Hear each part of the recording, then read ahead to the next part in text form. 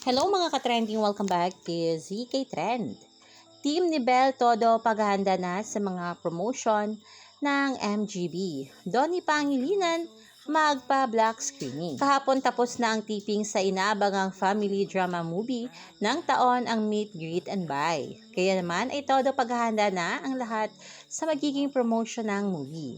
Ang Team Belle, Believers, Baplis at mga taga-suporta nga ng Don Bell ay naghahanda na rin. At sa katunayan nga ay nagmi-meeting na ang team ni Belle para dito.